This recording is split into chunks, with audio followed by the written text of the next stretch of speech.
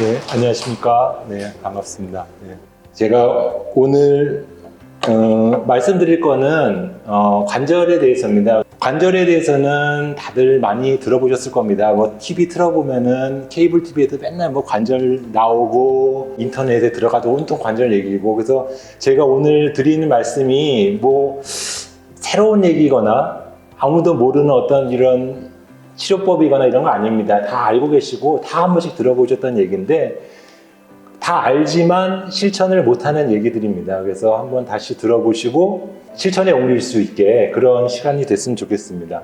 그래서 제가 이름을 100세 관절 건강 지키는 법이라고 했는데요. 뭐 이제 수명이 많이 늦어가지고 평균 수명이 80대 중반이 넘어갑니다. 평균이 80대 중반이란 거는 절반 이상은 그거 이상을 하신다는 거죠. 90세, 100세까지 사신다고. 이제 100세 인생이란 게 어떤 이상적인 얘기가 아니라 현실적으로 제가 레지던트 때 15년 전, 20년만 해도 무릎 아프다고 오시는 분들이 70대 초반 요때 분들이세요. 수술하는 분들도 70대 초반.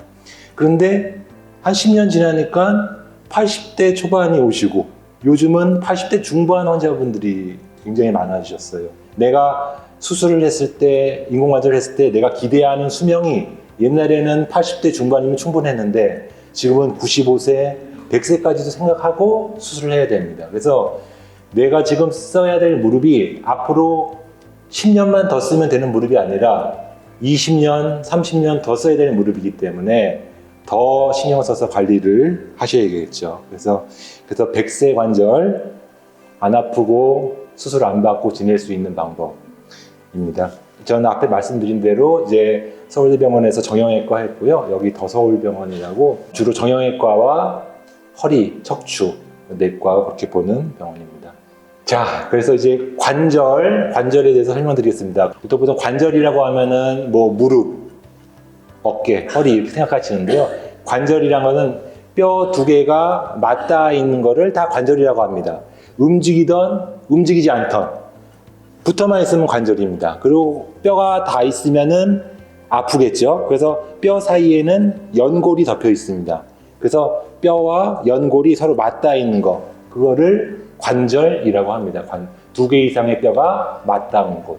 관절은 우리가 보통 관절이다, 내가 관절이다 하면은 되게 무릎 많이 짚으시고 그러는데요. 이제 이게 다 관절입니다, 관절. 이게 어딜까요? 왼쪽이? 무릎. 그 다음에 오른쪽은 어딜까요? 고관절이네, 맞습니다. 잘 아시네요, 고관절. 그 다음에 왼쪽에 보이는 거는 일단은 어깨 관절이죠. 양쪽 어깨 관절. 어깨 관절이고, 또 하나 보이는 게 갈비뼈도 보이죠, 갈비뼈. 갈비뼈도 다 관절입니다. 갈비뼈도. 여기도 관절이 있고 갈비뼈도 다 관절을 이루고 있고, 갈비뼈는 어디에 붙어 있을까요? 갈비뼈는 이렇게 해서 뒤로 가서 어디에 붙어 있을까요? 척추에 붙어 있습니다. 그래서 갈비뼈와 척추 뼈가 이어져 가지고 거기도 관절입니다. 담 결리고 갈비뼈 부러지고 이런 분들은 허리를 이렇게 움직이면 아파요. 허리를 움직이면은 갈비뼈가 같이 움직이거든요. 그렇기 때문에 갈비뼈와 척추도 관절을 이루고 있다. 그 다음에 당연히 오른쪽에 보이시는 척추는 관절이 굉장히 많죠. 30몇 개 관절이 다, 요 뼈와 뼈 사이가 다 관절입니다. 다 관절. 그래서 척추는 수십 개의 관절로 이루어져 있고, 그 관절 하나하나마다 다 관절염도 생길 수 있고 관절통이 생길 수가 있어요. 그러니까 우리가 무릎 관절, 손 관절, 어깨 관절은 아프다고 하면 그 관절만 딱 주사 맞고 치료하면 좋아지는데, 허리 관절은 하나가 아니에요. 수십 개가 있으니까 허리 주사 한 군데 딱 맞는다고 거기만 치료한다고 안 좋아져요. 워낙 여러 군데. 그래서 허리 통증이 잘 안 낫죠. 워낙 여러 관절이 안 좋기 때문에. 그래서 허리도 관절입니다. 허리도. 손도 당연히 관절이죠. 손도 다 관절이 있죠. 발목도 관절이 있습니다. 발가락, 발목 다 관절을 이루고 있습니다. 이렇게 모든 관절이 많기 때문에 이 모든 관절이 다 관절통이 생길 수가 있고 관절염이 생길 수가 있고 굳을 수가 있습니다. 우리 몸에 뼈는 206개인데요. 뼈가 있기 때문에 우리가 설 수가 있고 안에 장기를 보호할 수가 있고 움직일 수 있는 겁니다. 뼈는 굉장히 중요한 역할을 하고요. 관절은 이제 하얀 뼈가 위아래로 있고, 뼈는 우리가 뼈에는 신경이 있습니다. 신경. 예. 그래서 우리가 주사 맞다가 뼈를 딱 건드리면 뭐 화들짝 아프게 누르세요. 굉장히 예민한 신경에 놓여 있습니다. 그렇기 때문에 이 뼈가 걸으려고 이렇게 딱 닿으면은 무진장 아프죠. 그 신경 예민한 게 서로 닿는데 뼈가 애 있는 통증이 있죠. 그렇기 때문에 하나님께서는 아프지 말라고 우리 인간에게 연골을 주셨습니다. 그래서 연골을 이렇게 뼈를 덮어가지고, 연골에는 신경이 없어요. 연골에는 혈관이 없어요. 연골을 바늘로 찔러도 안 아파요. 그런 연골이 뼈를 감싸고 있기 때문에 우리가 걸어도 아프지가 않고, 그 다음에 연골은 얼음보다도 더 미끄러워요. 굉장히 유난히 잘 됩니다. 그렇기 때문에 부드럽게 움직일 수 있고, 다 연골 덕입니다. 그래서 뼈와 뼈 사이에는 연골이 있고, 그 연골, 그 다음에 뼈와 뼈가 어긋나지 않도록 뼈와 뼈 사이를 인대라는 게 잡아줍니다. 뼈와 뼈 사이를 잡아주는 게 인대예요. 인대. 그 다음에 뼈를 움직일 수 있게 해주는 거, 그게 뭘까요? 뼈를 움직이는 게 바로 근육입니다. 근육. 그래서 뼈, 연골, 인대, 근육, 이 네 가지가 관절을 이루고 있고요. 그 네 개 중에 하나라도 안 좋으면은 우리가 관절 통증 생깁니다. 뼈가 안 좋은 걸 뭐라고 할까요? 뼈가 약해지는 걸, 그거를 골다공증, 뼈가 약해지는 걸.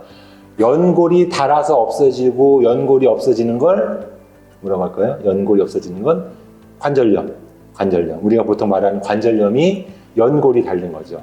그 다음에 인대는 우리가 다치면은 인대는 늘어나고, 그 다음에 오래 안 쓰면은 짧아집니다. 인대. 그래서 인대 때문에 문제가 생길 수가 있고, 근육이 약해지면 이제 근감소증 이렇게 될 수가 있죠. 그래서 뼈가 약해져도 아플 수 있고, 연골이 닳아도 아플 수 있고, 인대가 끊어져도 아플 수 있고, 그 다음에 근육이 약해져도 아플 수가 있습니다. 그래서 요 네 가지를 나빠지지 않게 잘 보존하는 게 관절 건강을 유지하는 길입니다. 그래서 이렇게 하얗게 보이는 게 연골인데요. 요 연골이 닳아 없어지는 게 관절염. 오른쪽에 보이는 것처럼 연골이 닳아 없어지면 저렇게 빨간 뼈가 드러나죠. 그래서 저 뼈가 닿기 때문에 아픈 겁니다.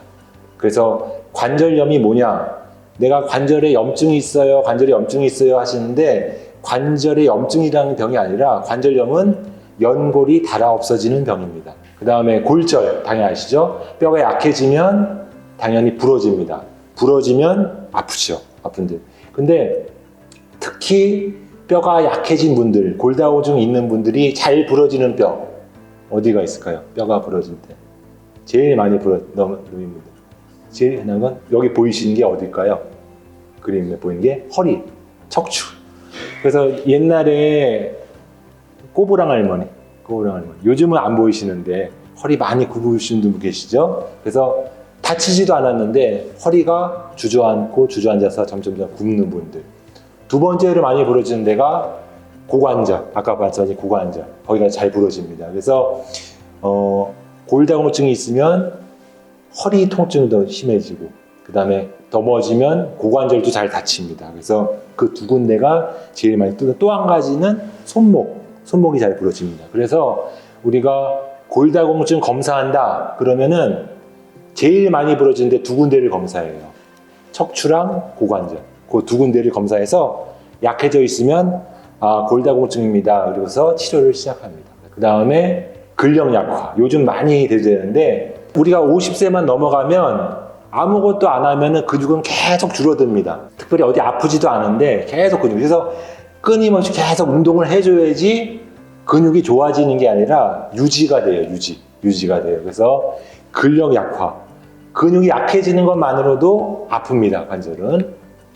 그 다음에 인대가 짧아지거나 늘어나게 되면 이제 이렇게 굳게 되죠. 그래서 제일 인대가 굳어져서 아픈 병 중에 제일 큰 게 50견은 어깨가 굳는 병입니다. 그래서 어깨가 안 올라가요. 그 다음에 어느 날 속옷 입으려고 이렇게 딱 뒤로 돌아봤더니 팔이 안 올라가요. 속옷을 못 입겠어요. 그게 어깨가 굳는 게 오십견인데 그 오십견이 바로 인대가 짧아져서 어깨가 굳어서 생기는 병입니다. 그 다음에 관절염 생기게 되면 무릎이 안 펴지거나 안 굽혀지잖아요. 그런 것도 다 인대가 짧아져 가지고 나타나는 질환입니다. 그래서 다시 말씀드리면은 뼈가 약해지거나 연골이 닳거나 아니면은 근육이 약해지거나 인대가 나빠지거나 그게 관절의 문제입니다. 그래서 이 네 가지는 서로 영향을 받습니다. 내가 근육이 약해지고 인대가 약해지면 무릎을 잘 다쳐서 연골도 닳고 골절도 생기고, 또 반대로 내가 연골이 닳아가지고 관절염 생기면 아프니까 안 걷고 그러면은 근육이 약해지고, 근육이 약해지면 통증이 또 심해지고, 통증이 심해지면 또 못 걸으니까 또 근육이 약해지고, 약해지면 또 통증이 심해지고, 이게 악순환이죠. 그래서 어느 하나가 안 좋으면 다른 것도 계속 이어집니다. 연골이 닳으면 근육이 약해지고, 근육이 약해지면 골절이 잘 생기고, 골절이 잘 생기면 또 통증이 심해지고, 이렇게 뺑글뺑글 돌게 되어서 어느 하나만 나쁘다고 그걸로 끝나는 게 아니라 하나가 나쁘면 연골, 인대, 뼈 따라 쭉 이어져서 나빠지게 됩니다. 그래서 당연히 오늘 설명드릴 건 이 네 가지입니다. 뼈를 튼튼하게 유지하시고, 연골이 망가지지 않게 조심하시고, 인대가 다치지 않게 조심하시고, 쪼그라들지 않게 스트레칭 해주시고, 그 다음에 근육이 약해지지 않게 운동하시고, 이게 답입니다. 그래서 간단하게 뼈가 튼튼해야 됩니다. 뼈 튼튼해야 됩니다. 요즘 60세 넘어가시면 65세 되면 다 골다공증 검사 하십니다. 1년에 한 번씩 하시고, 초기에 발견하면은 치료도 쉽고 한데 많이 진행된 다음에 발견되면은 치료도 어렵습니다. 그래서 매해 골다공증 검사, 여자분들은 65세, 남자분들은 70세 이후에 골다공증 검사를 꾸준히 하셔야 됩니다. 그래서 그래프처럼 젊어서는 우리가 뼈가 튼튼하다가 갈수록 점점 뼈가 약해지게 되어 있고요. 그 다음에 아까 말씀드린 대로 넘어지면 왼쪽 보이는 것처럼 허리가 주저앉아가지고 납작해지고 꼬부랑 허리가 굽게 되거나, 오른쪽처럼 오른쪽에 골절이 어느 쪽에 있을까요? 이쪽에 보이시는 게, 오른쪽에 보이는 게 부러진 뼈입니다. 이쪽에 보이는 게. 그래서 이렇게 골절이 될 수도 있습니다. 그래서 허리나 고관절의 골절이 생기는 경우가 많고요. 대부분의 경우는 골다공증은 무증상입니다. 증상이 없어요. 증상이 없기 때문에 치료를 잘 안 받으려고 하시죠. 내가 안 아프니까. 아파야지 치료를 받으려고 하시는데 무증상이기 때문에 골다공증은 잘 치료를 안 받으시려고 하십니다. 그래서 내가 아프지 않더라도 나중에 골절돼서 고생 안 하시려면 매해 검사하시면서 치료를 열심히 받으시는 게 좋습니다. 우리가 많이 들어보셨겠지만 골다공증에서 제일 중요한 게 뭘까요? 영양분은 당연히 아시죠? 칼슘 그 다음에 비타민 D 아시는 분은 그 두 가지가 제일 중요합니다. 그래서 칼슘만 먹어서 되는 게 아니라 비타민 D를 먹어야지 뼈로 그게 잘 흡수가 됩니다. 그래서 이 두 가지 중요하다는 것을 아시게 되고, 세 번째 중요한 거는 운동입니다. 운동. 비타민 D를 합성하려면은 밖에 나가서 햇볕을 쐬셔야 되고, 그 다음에 체중 부하, 체중을 디디는 운동을 자꾸 하셔야지 뼈가 튼튼해집니다. 우리가 병원에 입원하신 분들, 수술 받거나 어디 다쳐서 입원하신 분들, 침대에 일주일만 누워 계신 다음에 엑스레이를 찍어보면 그 일주일 사이에 뼈가 확 약해져 있어요. 골다공증이 확 진해요. 일주일만 누워 있어도. 한 달 누워 계시면 말할 것도 없고.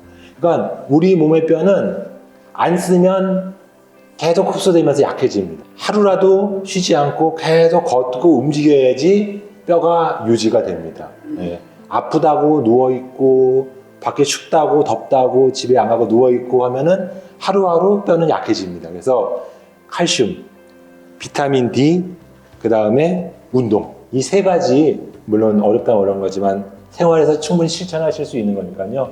여기 음식 써놨죠? 다 아시죠? 우유, 콩, 멸치, 두부. 비타민 D는 고등어, 달걀 노른자, 연어, 표고버섯. 대표적인 거 써드렸습니다. 그래서 뭐 주위에서 많이 드시는 음식들이니까요. 신경 써서 잘 드시고, 하루 섭취량은 연세 폐경 후에는 1500mg까지 드셔야 됩니다. 그래서 우리나라 사람들이 보통 드시는 칼슘약이 한 4,500 정도라고 합니다. 4,500 정도. 많이 드신다고. 그래서 보통은 이제 연세가 드시면은 본인이 식사 드시는 거 외에도 칼슘제는 하나쯤은 복용하시는 게 좋습니다. 한 식사로 한 700-800 정도 복용하시고, 약으로 한 700-800 복용하고 해서 1,500 정도 유지하시는 게 좋고요. 비타민 D는 따로 복용도 하시지만 이렇게 음식을 통해서 드시고, 그 다음에 밖에서 햇볕 많이 쐬시고, 그런 걸로 잘 유지할 수 있습니다. 그래서 골다공증 걸리지 않으시려면 말씀하신 여기 써드리는 거 잘 지키시면 되고요. 커피도 사실 골다공증이 좀 좋지가 않습니다. 그래서 커피도 2잔 정도까지는 괜찮은데 그 이상은 안 드시는 게 좋습니다. 그래서 넘어지지 않게 조심하시고요. 두 번째로는 연골을 아껴야 됩니다. 연골. 아까 연골. 연골은 아까 말씀드린 대로 신경도 없고 혈관도 없고 굉장히 부드럽고, 그래서 우리가 안 아프고 걸을 수 있다고 말씀드렸는데요. 그런 장점들이 있는 대신 연골은 재생이 안 됩니다. 일단 다치면은. 그러니까 혈관이 안 흐르기 때문에 우리 몸의 조직들은 피가 나야지 재생이 됩니다. 피가 나야지. 피부건 뼈건 피가 나는 데는 재생이 되는데 피가 안 나는 데는 재생이 안 돼요. 연골은 다쳐도 피가 안 납니다. 아프지도 않아요. 그 대신 다시 붙지도 않아요. 재생이 안 돼요. 그렇기 때문에 연골은 아껴야 됩니다. 망가지기 전에. 그거밖에 없습니다. 연골을 요즘 뭐 건강식품들 연골을 생기게 한다, 연골을 다시 만들어준다, 연골을 회복한다, 그런 음식들, 건강식품들이 많이 나오는데 대부분 기능은 아주 미비하고요. 그런 것들은 통증 완화 효과, 염증 가라앉 효과는 있지만 연골이 다시 생겨나지 않습니다. 그렇기 때문에 연골은 더 나빠지게 아껴 쓰셔야 되는 겁니다. 무릎 같은 경우는 당연히 체중 관리가 제일 중요하고요. 우리가 몸무게가 1kg가 늘면 무릎은 한 5kg, 6kg를 더 부담하게 됩니다. 그래서 체중을 1kg라도 빼면 무릎은 5kg에서 6kg를 덜게 됩니다. 그래서 체중을 조절하시는 게 제일 좋고, 그 다음에 우리나라 분들 같은 경우는 바닥에 쪼그려 앉는 거, 절하는 거, 이렇게 무릎을 많이 꿇고 앉는 자세, 그런 자세가 무릎에 많이 부담을 주기 때문에 될 수 있으면 의자 생활, 침대 생활 하시고, 그 다음에 무릎 다치지 않게 조심하시고, 이런 것들이 연골을 보호해주는 길입니다.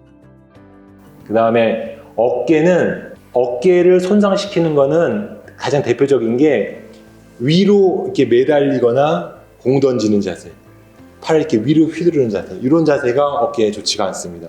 물론 넘어져서 다치는 것도 좋지 않지만요. 그래서 우리가 그 약수터 가면 이렇게 바퀴 돌리는 거 있잖아요. 바퀴 돌리는 거. 이런 것들이 어깨에 별로 좋지가 않습니다. 그 다음에 턱걸이 매달리는 거, 위로 막 엮기드는 거, 이런 것들이 어깨에 다 좋지 않은 자세입니다. 그래서 어깨에 좋지 않은 자세를 피해야 된다. 그래서 무릎, 어깨는 연골이 다 안 망가지게 조심하셔야 되고요. 그 다음에 세 번째로는 근육 키우는 겁니다. 이거는 뭐 다 아시겠죠? 근육 키우는 거. 그래서 제가 중요한 운동 하나씩만 가르쳐 드리겠습니다. 그래서 무릎 운동을 하나 해야 된다. 물론 걷는 거 좋지만 허벅지 근육이 무릎 건강에 제일 중요한 근육입니다. 허벅지 근육. 그러면 허벅지 근육을 키우려면 어떻게 해야 될까요? 앉아서 무릎을 쭉 펴고 하나, 둘, 셋, 넷, 다섯 하고 내리고. 그래서 그 헬스장 가면은 무릎 이렇게 피는 운동 있잖아요.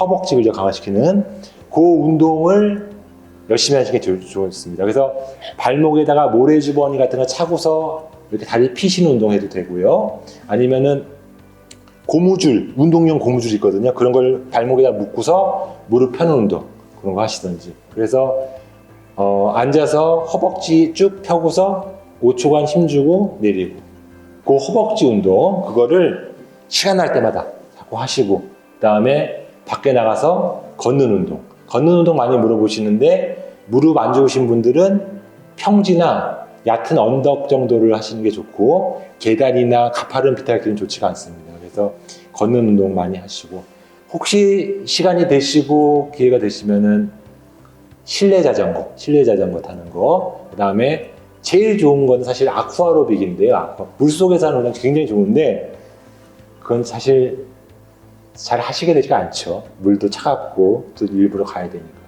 하실 수 있으면 물속에서 하는 운동도 굉장히 좋다. 그 다음에 어깨 운동을 하나 가르쳐 드린다면, 근력키는 제일 중요한 운동은, 우리가 어깨가 나빠지는 가장 큰 원인 중에 하나가 거북목입니다. 라운드 숄더라고 하는데요. 이렇게 웅크리는 거. 이렇게 저도 좀 그렇어요. 저도 좀 약간 웅크리는데요. 이렇게 웅크리는 자세를 하게 되면은 일상생활을 할 때 어깨 힘줄이 뼈에 계속 부딪히게 됩니다. 이게 이렇게 돼서 어깨 안 좋으신 분들이 제일 중요한 운동은 뭐냐면 허리 피는 겁니다. 양쪽 날개뼈를 서로 맞닿게 한다고 생각하시고, 목을 당기고서 양쪽을 하나, 둘, 셋, 넷, 다섯 하고 쉬고, 그래서 양쪽 날개뼈를 서로 맞닿는 느낌으로 5초간 이렇게 하시고, 어깨는 좀 내리면서 요 운동을 많이 하시면은 어깨 힘줄도 보호할 수 있고 허리 통증도 좋아지고 이런 거 좋습니다. 요것도 좋고, 두 번째 보시면 벽에다 대고서 짧게 팔굽혀펴기, 요것도 좋습니다. 어깨 아프다고 해서 어깨 근육을 막 아령 들고 이거 들고 턱걸이 하는 게 아니라 등 근육을 강화시키는 게 어깨 건강에 중요합니다. 그래서 가슴 피기, 그 다음에 벽 대고서 팔굽혀펴기, 이거 하는 게 좋습니다. 그 다음에 요즘 뭐 젊은 사람들 많고 어르신들 많이 하시는데 핸드폰 본다고 하루 종일 이러고 있으면은 목도 안 좋지만 어깨도 안 좋아집니다. 그래서 모니터 보거나 이거 볼 때 될 수 있으면 허리 펴고 날개뼈 붙이고 이렇게 해서 무릎은 쪼그려 앉지 않고 체중 중보하고, 어깨는 등 근육 강화시키고, 그런 식으로 이제 근력을 강화시키는 게 좋습니다. 근력 강화라는 게 말이 쉽지 한두 달 한다고 좋아지는 게 아니고요. 완전히 습관이 돼서 맨날 열심히 하셔야 돼요. 마지막으로 관절이 굳지 않아야 합니다. 아까 말씀드린 대로 연세가 드시면 드실수록 인대는 점점 짧아지게 됩니다. 그래서 어깨도 예전처럼 안 올라가고 무릎도 슬슬 들펴지기 시작하고 굽혀지는 것도 덜 되고, 인대가 점점 짧아지게 되면은 그거 자체로 통증이 생기고 관절에 무리가 옵니다. 그래서 어깨에서 제일 중요한 운동은 근력 운동도 중요하지만 스트레칭입니다. 스트레칭. 그래서 어깨는 아침에 일어나시면은 항상 이렇게 머리 뒤로 깍지를 끼시고 팔을 한번 쭉 뻗어보세요. 쭉 뻗어보세요. 이렇게 해갖고 별 문제가 없으면은 어깨 괜찮으신 거예요. 근데 이렇게 해가서 뻗었는데 이게 안 펴진다든지 아니면 팔이 뒤로 이렇게 안 올라간다든지 그러면 이제 굳기 시작하는 거예요. 그러면은 내가 굳는구나. 그러면 그때부터 이제 스트레칭을 해주시는 게 좋습니다. 그래서 아침에 일어나면 한 번씩 이렇게 머리 위에 올리고 쭉 펴시고, 잘 되면 한 번 하시고. 그래서 이게 안 되는 분들이 있다. 그러면은 그때부터는 내가 조금 이제 관절이 굳기 시작하는구나. 그걸 아시고 스트레칭을 하는 게 중요합니다. 제가 그림으로 보여드렸는데요. 약수터 가면은 오른쪽에 요 바퀴를 하지 마시고 요 도르래 요게 좋은 운동입니다. 요게 도르래. 그래서 굳지 않게. 그 다음에 위에 보이시는 게 저 사람이 뻘거벗고 누워 있는 게 누워서 아픈 팔을 안 아픈 팔로 이렇게 뒤로 젖혀주면 땅에 닿을 때까지 5초간 유지하고 쉬고, 올리다가 아프면은 멈추고 5초간 유지하고 쉬고, 요 운동을 많이 해서 요 팔이 땅에 닿도록 그렇게 하시는 게 중요합니다. 그래서 요 운동 하시고, 요 밑에 보이시는 요 두 가지를 내가 아침에 일어났는데 좀 굳은 것 같다. 아니면은 여자분들이 이렇게 속옷을 입으려고 하는데 이게 안 올라간다. 그러면 내 어깨가 굳기 시작하고 나서 요 두 가지 운동을 열심히 하시면 되고, 아까 말씀드린 저 바퀴 돌리는 거는 어깨 힘줄을 손상을 시킵니다. 뼈에다가 힘줄을 이렇게 문지르게 돼요. 그렇기 때문에 어깨 스트레칭 하세요. 그러면은 환자분들 이게 스트레칭 했다고 하시는데 그건 스트레칭이 아닙니다. 그건 스트레칭이 아니고 이렇게 앞으로, 옆으로, 뒤로. 그게 스트레칭입니다. 나눠서 그렇게 스트레칭 하는 거고, 무릎 스트레칭은 연세가 드시면서 자꾸 들 펴지기 때문에 무릎이 펴지도록, 쭉 펴지도록 그래서 그 스트레칭이 중요하고, 요 왼쪽 위에 보이는 것 같이 이렇게 벽에다 대고서 다리 쭉 스트레칭 하는 거. 결론은 그겁니다. 그래서 이제 식사 잘 하시고, 날씨 좋은 날은 집에만 계시지 말고 햇볕을 많이 쐬시면서 올라오시면서 다 운동이 될 것 같아요.